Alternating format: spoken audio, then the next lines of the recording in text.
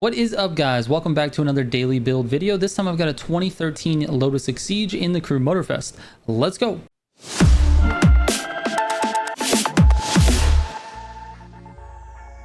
Real quick before I get into the video, if you're looking for any of my builds, I have a full spreadsheet of builds for Need for Speed Heat, Need for Speed Unbound, and the community builds for Need for Speed Unbound, and I'm adding Motorfest tunes as well. You can go to militiagamingcode.com/builds and you will find those builds. And in addition to that, if you want to submit your builds for testing, you can do that on the same exact page. Just scroll down and enter your information in either the Motorfest form or the Unbound form. I'll check it out when I have a chance, and maybe you'll be featured in a video like this. All right, let's get into this. All right, first let's take a look at the stats for this thing. It's 174 mile per hour top speed with a 3.6 0 to 60 acceleration, 19.9 braking, and a 1.26 lateral G's.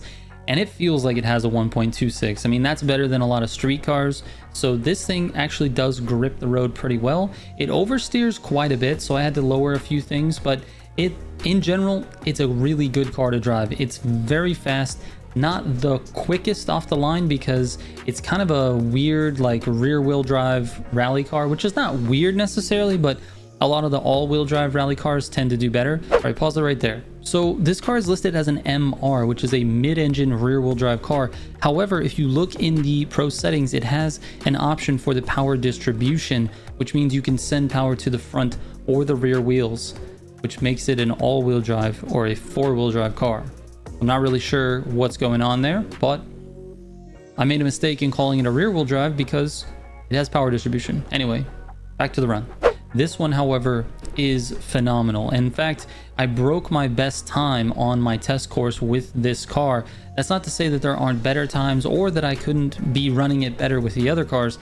But for right now, out of the tests that I've run, and I've run quite a few, about 10 or 11 cars now, this car is the fastest on this track. So anyway, here is the pro tune for it. So we got nothing up here. Let's go down to the aero. -7 on the load front. Suspension, I've softened the front again, -6. -6 on the compression front. -6 on the rebound front. -4 on the front ARBs. And +6 on the rear ARB. This is just compensating for that oversteer that I was talking about. So I softened everything as opposed to stiffening all of the suspension. Usually you've got an oversteer and you stiffen the rear, you can correct for that. However, I don't really want it to be any more stiff. It's already a super stiff car, so I wanted it to soften just a little bit to compensate for some of the bumps that you're doing in rally. Anyway, the camber is a -0.03 on the front and -0.10 on the rear.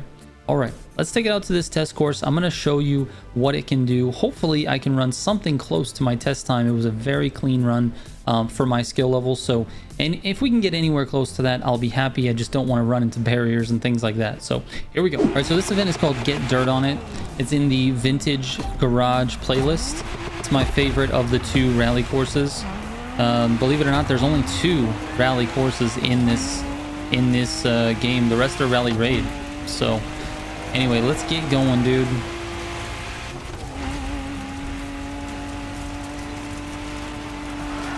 Just got to be nice and smooth around these turns. I went a little wide on that one. We can correct for it here.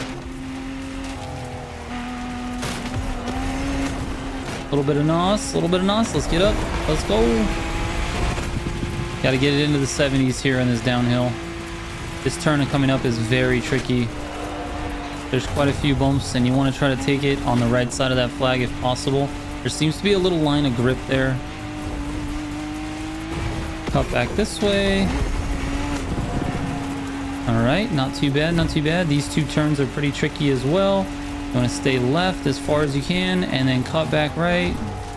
I went a little too far to the outside there. And we get it back up to speed here on the downhill again.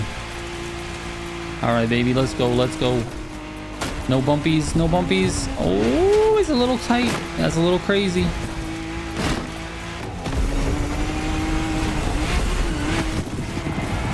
Came out of that pretty fast. I like that. That's not too bad. All right, this turn really bugs me because it tends to do that, and then you kind of have to swing it back. Don't miss the checkpoint. It was close, dude. So close to missing that checkpoint. And we gotta nos up this hill. Whew. I was so close, dude. I thought I missed it for sure, but the back end must have just clipped it. Stay clear of the brick wall. Double downshift into this turn. Oh, went super wide on that. No way this is a PB.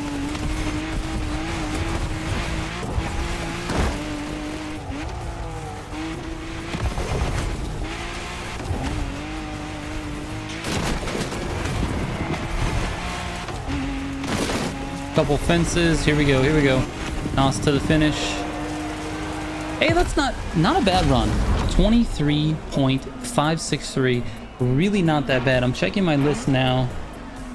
So my fastest time outside of that was with the Fiesta. It was a 23.928. So a 23.9, I just ran a 23.5. So this is, again, I ran my fastest time out of all the cars, even though with this car I ran a 22.79. So I don't know, 22.79 is probably about as fast as I can do, unless there's a line that I'm missing or some sort of cut that I'm taking incorrectly, which is definitely possible, because if you look at the leaderboards, you've got a couple of people here that are just above me with 21s. So I would love to break into the 21s, but these guys are just absolute animals. So anyway, this Exige is fast, particularly on this course. I can't wait to test it in the grand races. I think it's going to be interesting to see how it performs, because the grand races don't have like